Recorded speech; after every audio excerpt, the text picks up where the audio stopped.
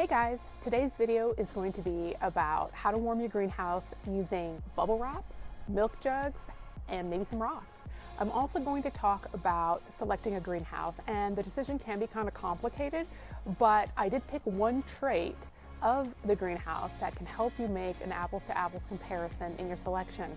And then the last thing I wanted to talk about was just my greenhouse setup and what has worked well for me. So stay tuned.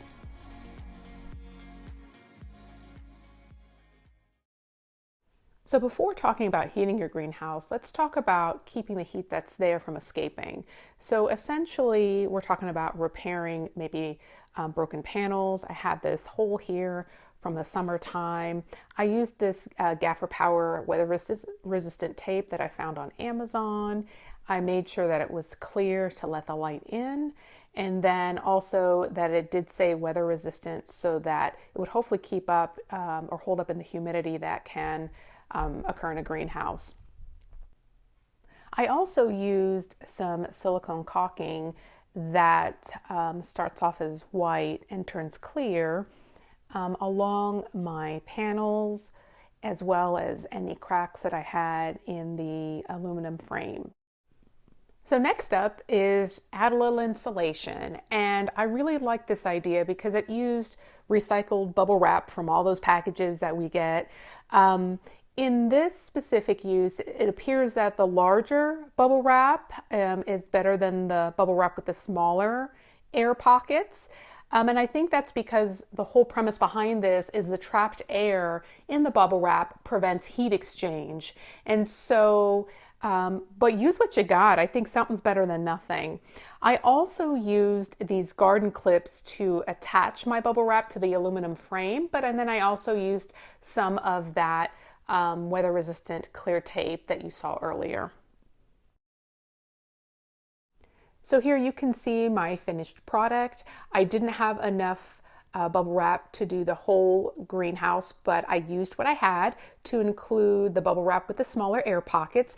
I think one of the thoughts is to make sure that the bubble side is toward the panel and the flat side is toward the greenhouse. Where I couldn't attach with the garden clips, I did attach with some tape. I tried to make sure that the bubble wrap was almost as flush as possible with the panel, just to make sure that the heat wouldn't escape. And where I could, I really did try to use the garden clamps, so hopefully when I remove this bubble wrap, I wouldn't damage the greenhouse panels. So the next way to heat your greenhouse is to add some thermal mass. And what I mean by that is using items that can absorb heat during the day when your greenhouse is getting sunlight and releasing it at night when it's cooler.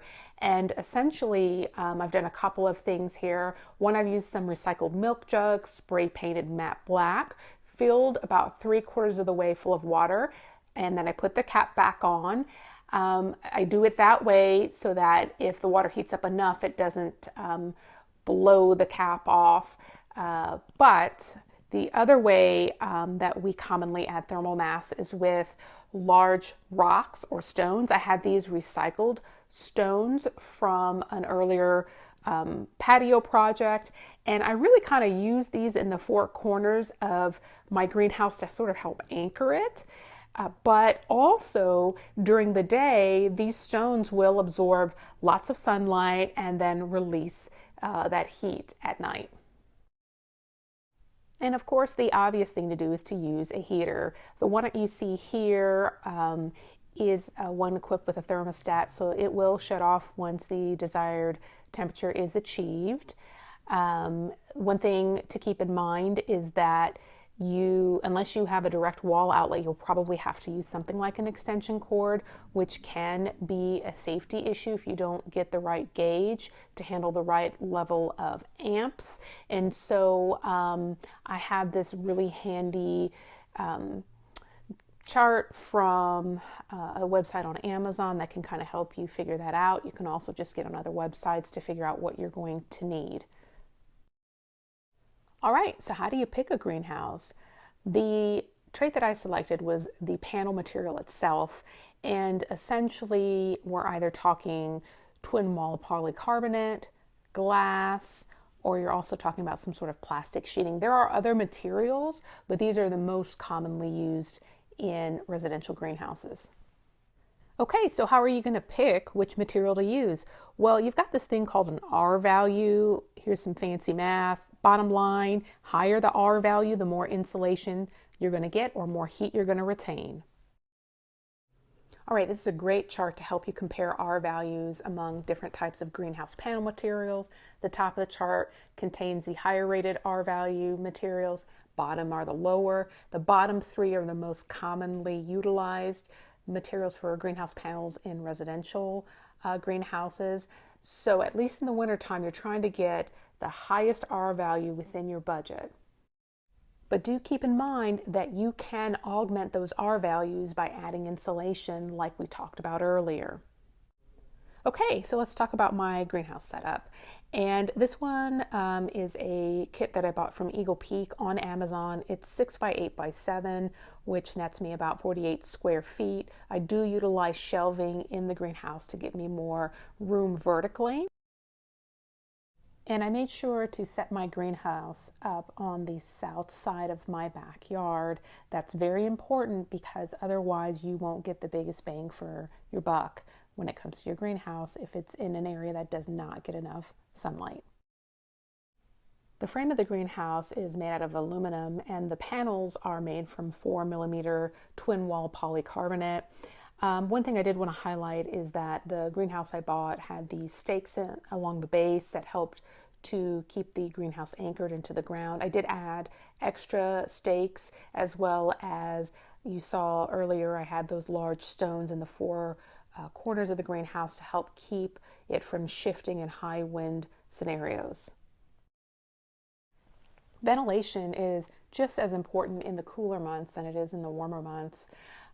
Your plants still need adequate levels of carbon dioxide and appropriate levels of humidity. And in order to regulate that, typically in the warmer parts of the day during the winter months, I do open up my greenhouse and even set my heater to fan, as it does have a fan option, to allow for some of that air to circulate freely through my greenhouse. Access to the greenhouse can be commonly overlooked. My particular greenhouse has got a sliding door and it has functioned nicely in the 1 year that I've had it. But there are other considerations. You may have mobility restrictions, or is the greenhouse something you're going to need to keep locked up? Consider all those things as you select your greenhouse. Okay, so gutters are more of a nice option rather than a true necessity for a greenhouse, but I have enjoyed having gutters on my greenhouse. And essentially what I did was I connected some tubing to the end of that greenhouse and I had it run into a rain barrel, and I picked a spot on the lower slanted side of the greenhouse so that gravity could work for me. I wasn't expecting a ton of water from that tiny gutter, but more often than not, if we have a decent rain, I've got a full rain barrel, and this is just another great way you can make your greenhouse work for you. So in an effort to be strategic about regulating your greenhouse, you're going to need some way to monitor that.